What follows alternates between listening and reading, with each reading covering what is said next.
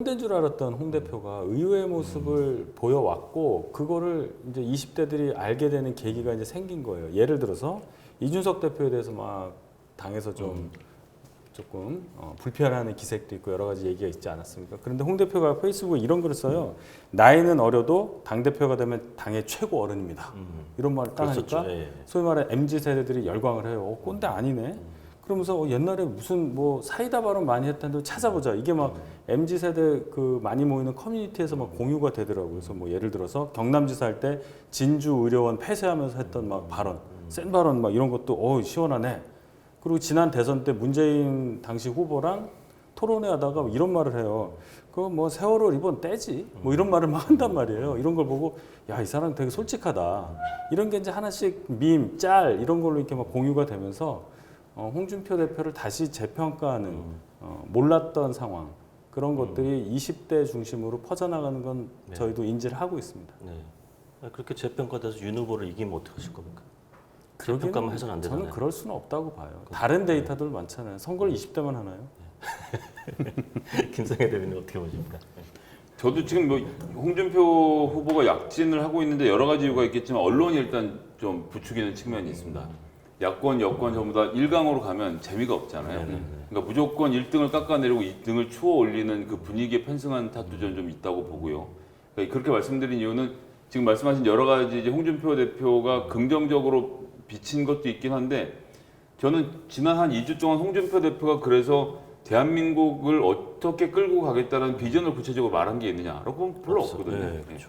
사법고시 다시 하겠다. 뭐 이제 로스쿨 다 없애겠다. 뭐 그다음에 뭐 수시 뭐 이런 거 다 복잡하니까 다 없애버리고 그냥 정시를 2번으로 가자. 뭐 시원시원하게 지르는데 이제 이건 뭐냐 하면 그러니까 정치적 올바름이라는 키워드에 짓눌려 있던 사람들의 속을 시원하게 만들어주는. 예를 들어 트럼프가 예전에 야 불법 이민자들에 대해서 불편해하는데 아무도 말을 못하던 사정에서 멕시코에 장벽 치겠다 딱 말하니까 내 말을 해주네. 이런 시원함을 접근을 하는 건데 그게 나라 발전의 원동력이 되는 건 아니거든요. 그런 이제 시원시원한 말들로 솔직하게 보이긴 하는데 저는 그 홍준표 대표의 진정성 이런 측면에서 봤을 때 예전엔 또 이 여론조사만 해도 소위 말하는 이 여권 지지층을 배제해야 된다는 초로 2018년에 본인 당대표 할 때 말씀하시다 지금 또 와서 바뀌고 이런 것들이 정책도 그렇고 일관성까지 있으신가라는 측면에서는 좀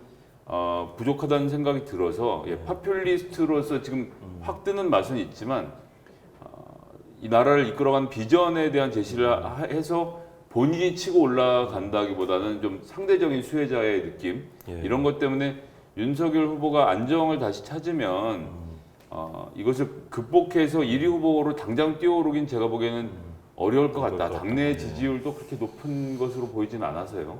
비전 말씀하셨는데요. 홍준표 대표처럼 20년 넘는 정치 경력을 갖고 있는 오래 노출된 정치인은 비전을 아무리 말해도 그게 안 들려요. 그냥 그 사람 개인적인 정치인 이미지로만 소비가 되는 거라고 저는 생각을 하는데 홍 대표가 결국은 변칙을 쓰는 거라고 저는 봐요.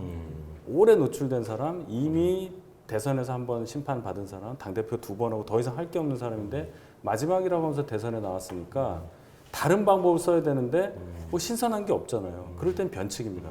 공을 위에서 아래로 던지다가 옆으로 던지는 거예요. 그런 게 통한 게 저는 트럼프라고 봐요.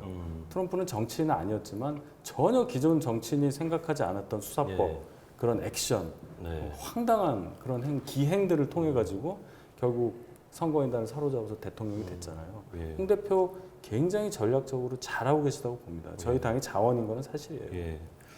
근데 이 여론조사 이 부분 자꾸 이렇게 나오는 거 보면은 김성애 대변인 말씀대로 홍준표 대표가 어떤 정책이나 비전을 이렇게 막 아주 구체적으로 제시한 거나 뭔가 새로운 뭔가 보여준 건 없는데 너무 이게 여론조사가 이미지 정치를 통해서 이렇게 이루어지는 결과를 보면은 또 한편으로 또 우리 국민들의 어떤 의식 부분도 조금 안타까운 게 아닌가라는 생각이 들어요.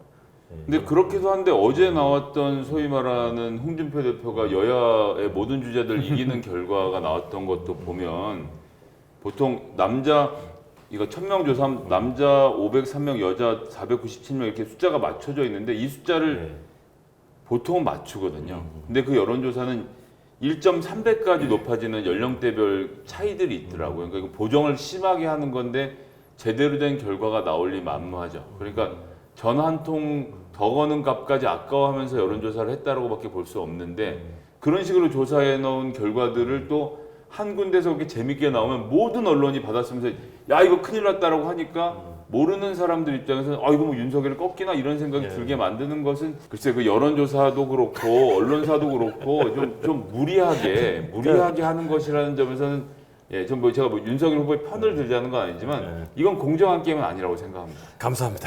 저희도 그 어제 그 조사에서 가장 저희가 좀 마음에 걸렸던 것이 뭐냐면 최초로 홍준표 후보가 1대1 대결에서 이재명 지사를 이기는 결과가 나왔다는 거예요. 이게 무슨 얘기냐? 아, 그럼 홍준표로도 우리가 이재명을 이길 수 있네라는 첫 번째 신호였단 말이에요. 그럼 윤석열 대세론을 떠받치고 있었던 가장 큰 이유, 윤석열 외에는 이길 사람이 없어. 이게 무너지는 계기가 되거든요. 게다가 이재명 지사를 이기는 그 퍼센티지가 0.1%포인트 더 높아요. 홍준표 후보가 이기는 폭이. 그래서 저희도 상당히 놀라서 보니까 말씀하신 대로 그 가중치가 상당히 과장이 돼 있더라. 여론조사는 역시 여론조사에 불과하고 참고다. 이 정도로 생각합니다. 이분이 그 윤석열 요 지금 고발 사주 사건 전에 했던 이야기로 김웅 게이트. 죄송해요. 김웅 게이트. 네.